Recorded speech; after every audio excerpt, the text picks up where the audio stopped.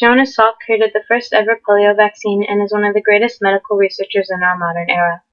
Polio mostly affected people with weak immune systems who contracted the disease from an infected patient's bodily fluids, and from 1950 to 1955, there were nearly 6,700 deaths caused by polio.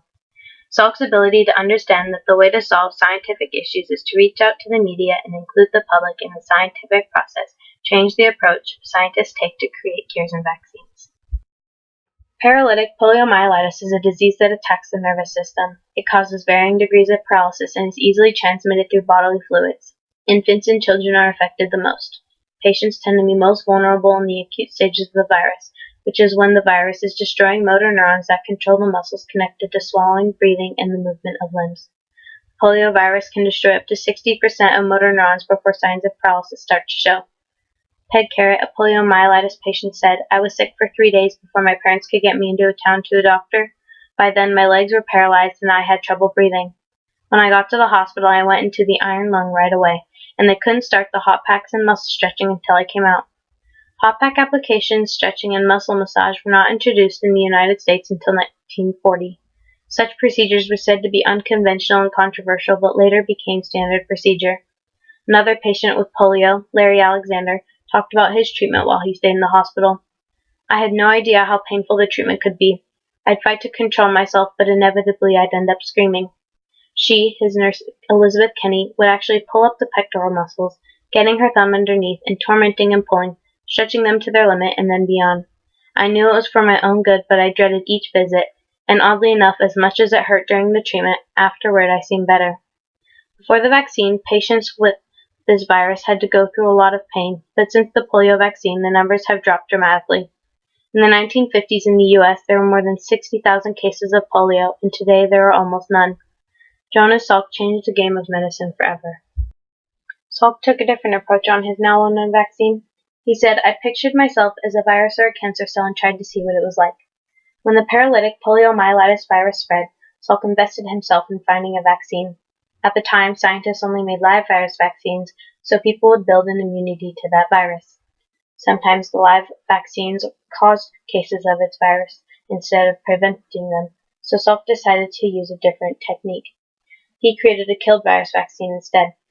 The development of this vaccine was very different. Several samples of different strains of polio were grown and then deactivated or killed with formaldehyde.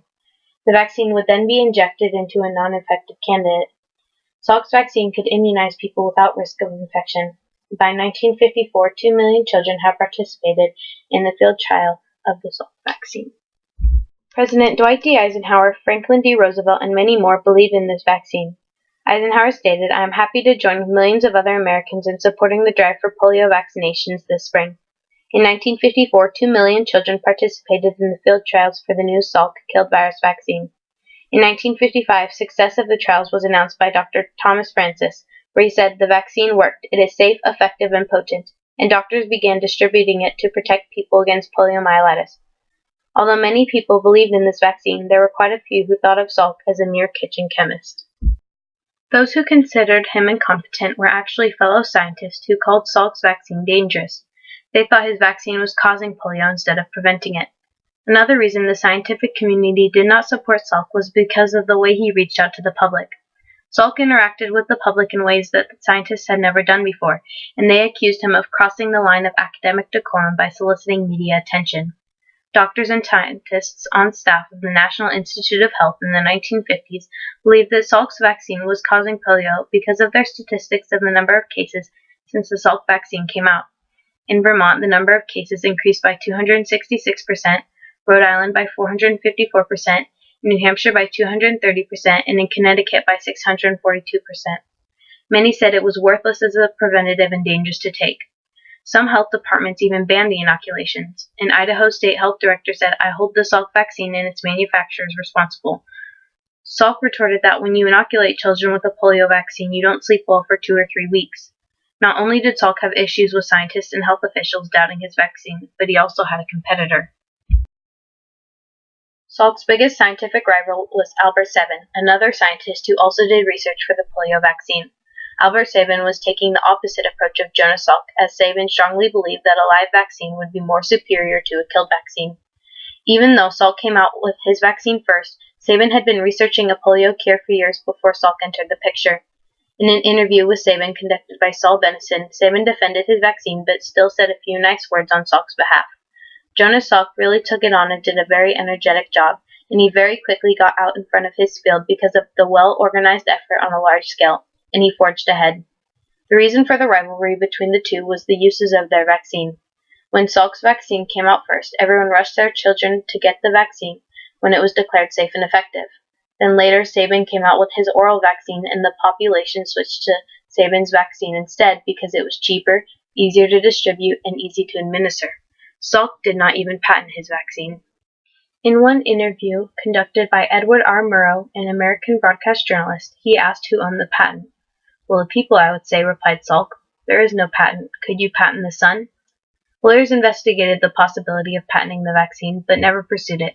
The people were the reason for Salk's success. He reached out to them in ways never done before, and he paved the way for communication between scientists and the public. Before Salk, there were typically 20,000 to 40,000 cases of polio a year. In 1952, one of those cases was Kerry Jacobson. He contracted bulbar polio at 7 years old. He was put into a contagious unit in the hospital, but after 3 weeks he was no longer contagious and could start rehab. His right leg and right hip were impacted, along with his breathing, swallowing, talking, and articulation skills. Even though he fully recovered, others were not as lucky. In the past, the world was not friendly to polio victims. They were criticized for their disabilities. Even for those of us lucky enough to avoid visible paralysis, keeping up requires a huge effort. Many people who survived and returned home were discouraged and discriminated against.